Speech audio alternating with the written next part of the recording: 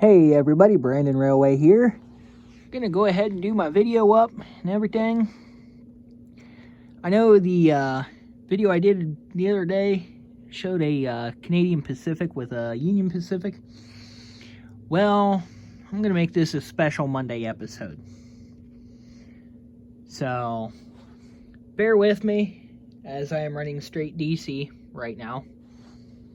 So, bear with me, and if this works right,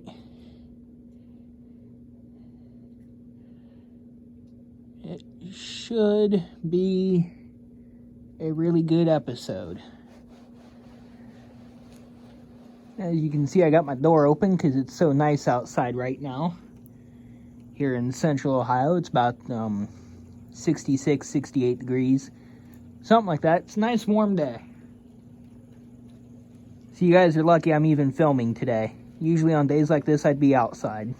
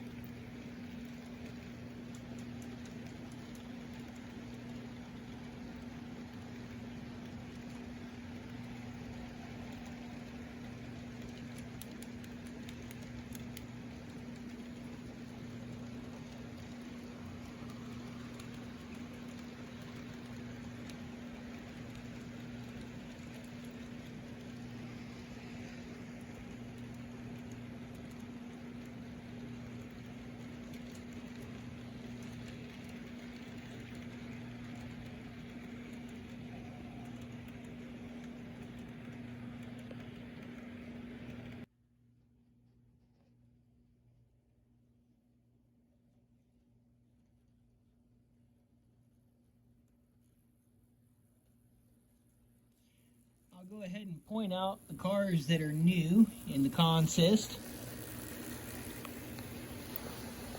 as they pass.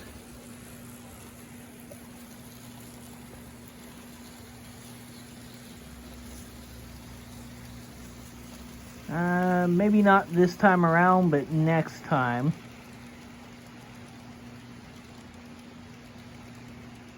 Next time around the track, I'll go ahead and point out the new cars on my custom cars train, because I believe I got another 4 or 5 cars done since my previous video.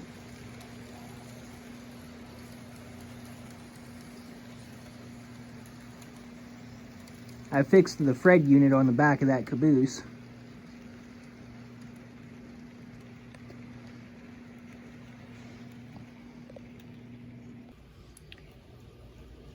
Alright, I'll go ahead and point out the cars that are new as they go by.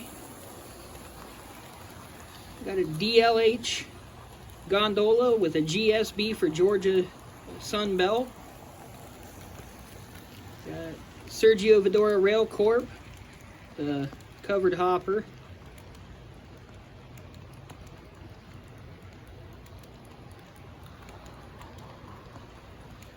Killian Horse Trading Company, cattle car or horse car, Daneyville Rail Co.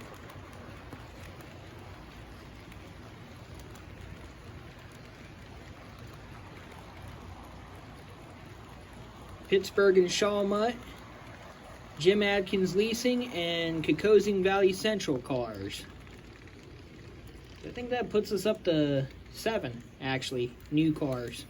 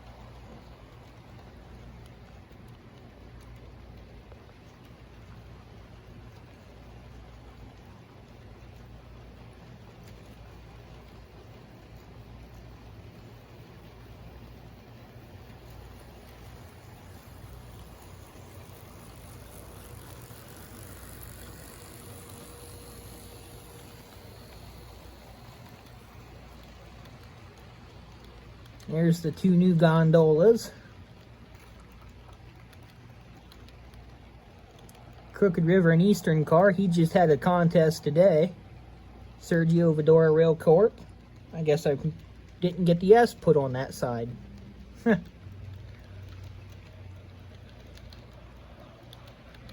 the Killian Horse Trading Company. Dannyville Rail Co. There's the car in memory of my great-grandpa.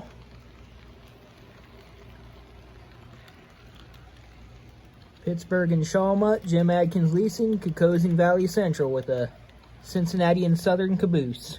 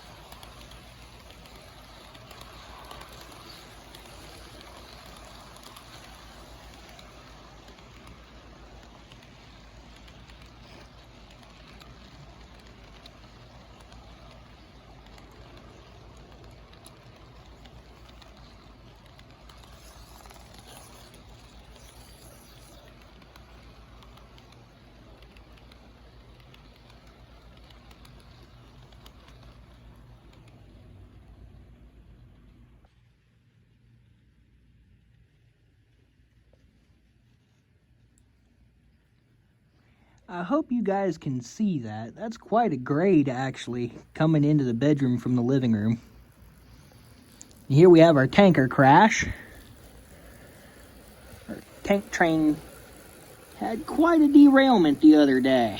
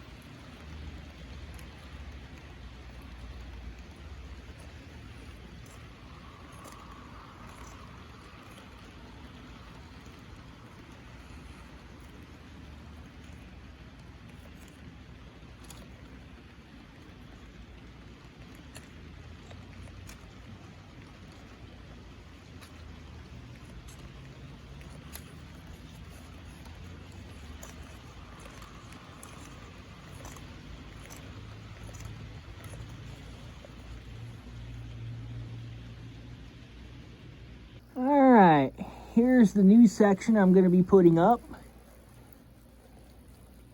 I'm actually moving my village out to the living room. So, this new area out here will eventually, during the winter, it'll be where I set my Christmas tree up in my little Christmas village. So, I'm going to be redoing everything. And it'll take some time, like any good project.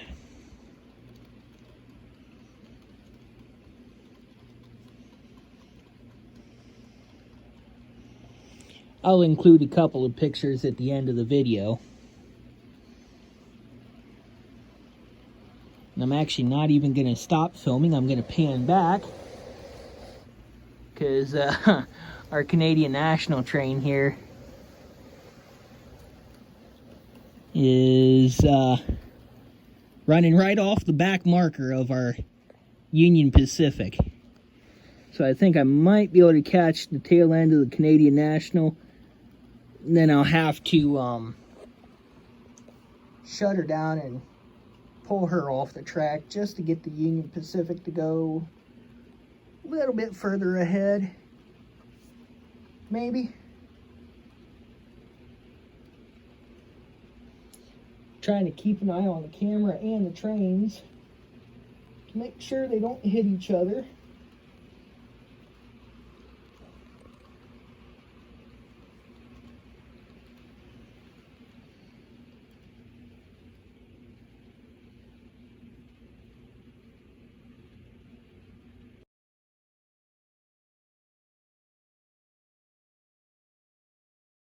Alright, for the last angle on the trains here on this video, you're going to get a helicopter view.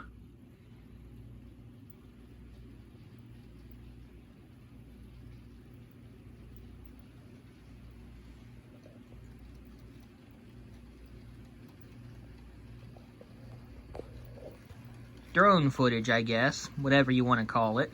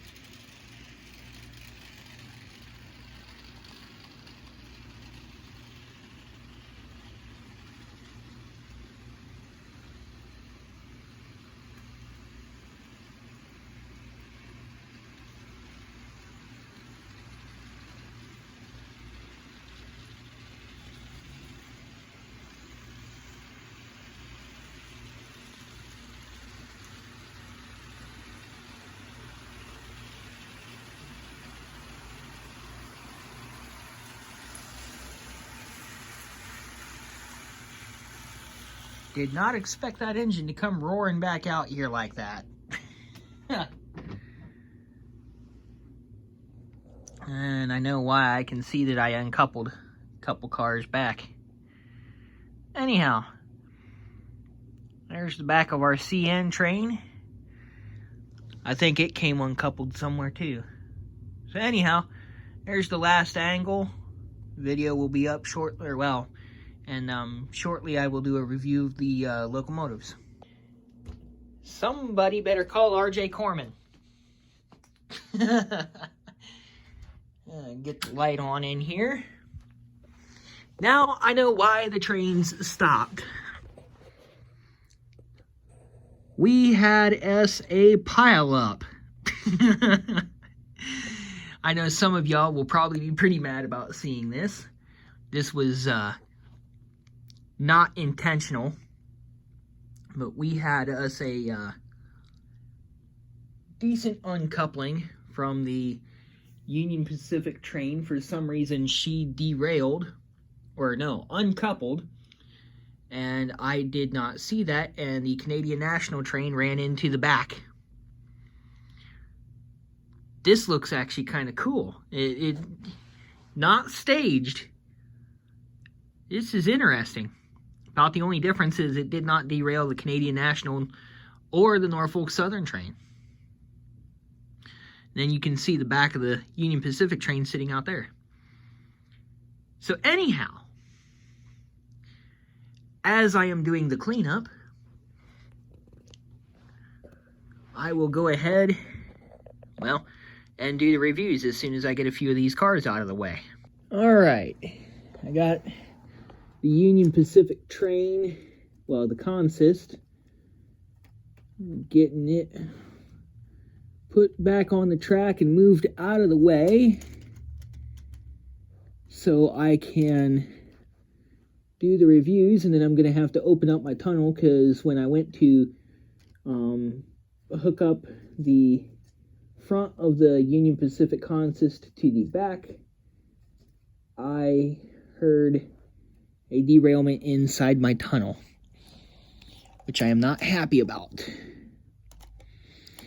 Anyhow, I'll give you guys an idea as to what these locomotives are and everything that were the cause of this crash. We have a Canadian National Cato engine. Wow. Major problem. As soon as I get the caboose unstuck, there we go. Do some more detail shots of the Canadian National. This is custom weathered. A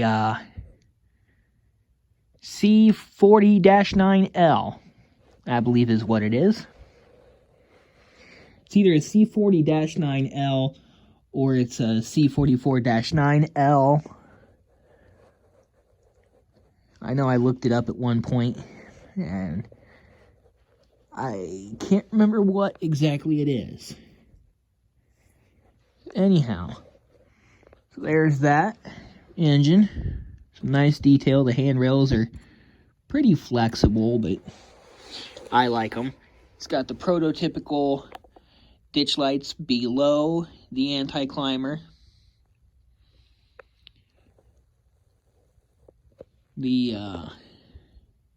grab irons over here, they are not on there, but it is pre-drilled for them. And one thing I noticed about this locomotive, the door, if you're looking at the engine, is on the right hand side of the cab. Canadian National and CSX are the only locomotives to have the door on the right hand side. Norfolk Southern, Union Pacific, BNSF all have them on the left side.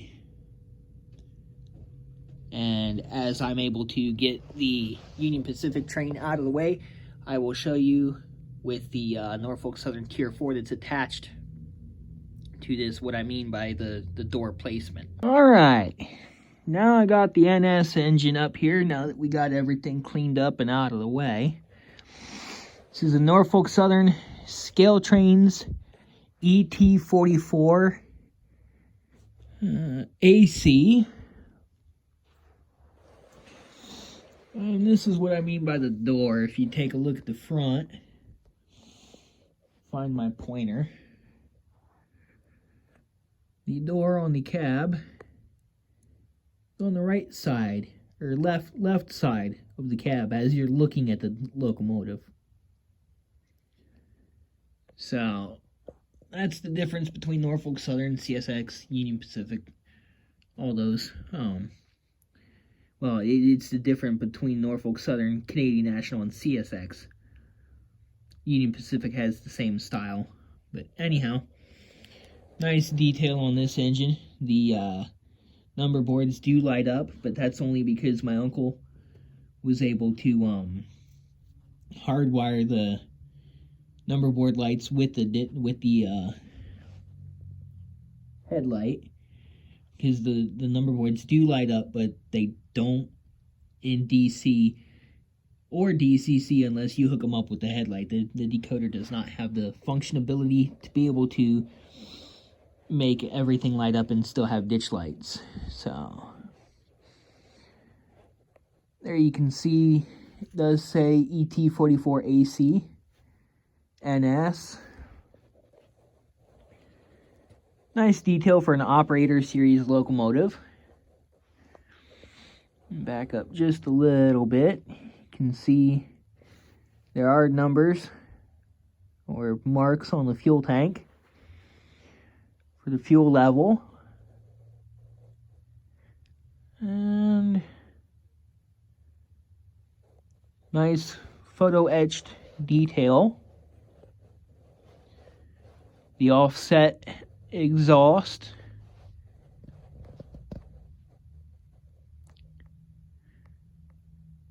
So there is that train. Like I said, a Canadian National Dash 9 and a Norfolk Southern Tier 4. I'll push them back to where they couple up, and then I will get the Canadian Pacific, Union Pacific train into position so I can do the reviews of its locomotives. I guess we don't call this Maintenance Monday, we can call it Manic Monday or Maniac Monday. Because there was a maniac driving the Canadian National train. Not paying attention to the signals or something. Either that or the person driving the Union Pacific train fell asleep and didn't declare emergency when they came apart in 3 different places. Because when I backed the train up here into the bedroom to recatch everything, I noticed that my train was actually in 3 places. The back of the train was here. It derailed in that tunnel. Came uncoupled. And then there was part of the train sticking out of the tunnel here. And then the rest of the train was way out there. So anyhow, I'll set my camera down here. And scooch up to where I can give you guys a good look at the front of the engine. Yet again, door on the left side of the cab, but no window that I can tell of. I don't think it does. I can't really see my camera from the angle that I'm at. So we'll do that, and then I'll pick up on the wire so it's out of the way. But like I said, this engine here is a Athearn Genesis engine. Nice detail when it comes to the F for the front. Warning labels, battery boxes, more warning labels. Nice truck detail. The wire grab irons are separately applied. I do believe the cab or the number boards do light up on this, I think. Let me see. No. Number boards do not light up. And we'll slowly roll her by. You can see more intricate detail, warning labels and everything. I am going to do some more work on the grills and weathering the engine, because I'm going to make it look like it's pretty grimy. I want to keep my engines weathered. I don't like very, very clean engines. So this one and the Canadian Pacific will be the next engines to go into the shop to get weathered. And then we'll go ahead and look at the Canadian Pacific Golden Beaver locomotive. It is a Cato engine. Very nice detail on it, warning labels and everything. It will also be weathered to resemble the Canadian Pacific 80 Mac that I saw, or 90 Mac go through Marion. And it is a SD9043 Mac, or if I can zoom in, is a DRF-43. So if any of you guys know what that means, kudos to you, because I don't. Anyhow, we'll go ahead and get this train back out of here. Get the Canadian National behind me rolling. Get everything ready so I can hopefully do up my smokers for Thursday's episode of Train Talk Thursday, because I did some modifications to that engine that I did a video of late last night asking for help. I got it running. And what I did was I made a cardboard drawbar for it. And it runs. And it doesn't have any issues on DC. So here shortly, as soon as I get these where I need them, where I get these two trains where I need them, I'll put everything on the track and go back to DCC and start testing that steam engine on DCC just to make sure it does run and do what I need it to do. Guess I got a little bit of a wobble in that car. It's not derailed, but it's wobbling just a bit.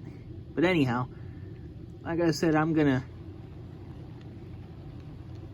get stuff around, so hopefully if I can keep this train together, I'll be able to do a smoke special for you guys Thursday.